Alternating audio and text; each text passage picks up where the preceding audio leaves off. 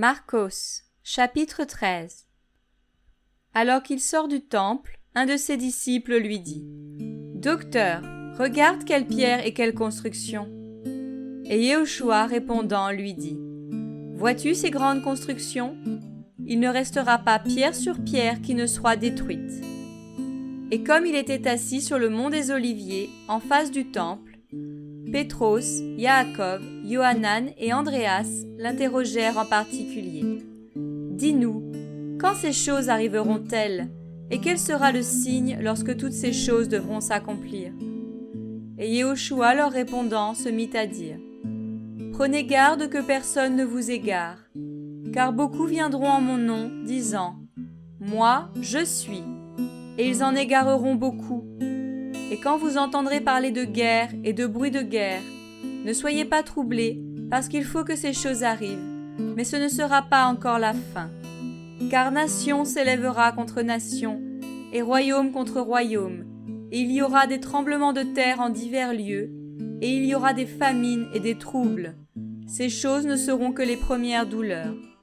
Mais prenez garde à vous-mêmes, car ils vous livreront au Sanhédrin et aux synagogues.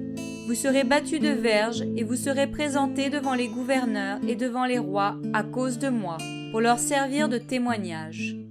Mais il faut premièrement que l'évangile soit prêché à toutes les nations. Mais quand on vous conduira pour vous livrer, ne soyez pas inquiets à l'avance de ce que vous direz et ne le préméditez pas non plus. Mais dites ce qui vous sera donné à cette heure-là. Car ce ne sera pas vous qui parlerez, mais le Saint-Esprit. Mais le frère livrera son frère à la mort, et le père son enfant, et les enfants se soulèveront contre leur père et leur mère, et les feront mourir. Et vous serez haïs de tous à cause de mon nom. Mais celui qui supportera bravement et calmement les mauvais traitements jusqu'à la fin, celui-là sera sauvé. Mais lorsque vous verrez l'abomination qui cause la désolation qui a été prédite par Daniel, le prophète, être établie là où elle ne doit pas être, que celui qui lit comprenne. Alors que ceux qui seront en Judée fuient dans les montagnes, et que celui qui sera sur le toit ne descende pas dans la maison, et n'entre pas pour emporter quoi que ce soit de sa maison, et que celui qui sera dans le champ ne retourne pas en arrière pour emporter son manteau. Mais malheur à celles qui seront enceintes, et à celles qui allaiteront en ces jours-là. Mais priez que votre fuite n'arrive pas en hiver, car la tribulation en ces jours sera telle qu'il n'y en a pas eu de semblable depuis le commencement de la création qu'Élohim a créée jusqu'à présent, et qu'il n'y en aura jamais qui l'égale. Et si le Seigneur n'avait abrégé ses jours, nulle chair ne serait sauvée. Mais il a abrégé ses jours à cause des élus qu'il a choisis. Et alors, si quelqu'un vous dit : Voici le Machia est ici, ou Voici, il est là, ne le croyez pas.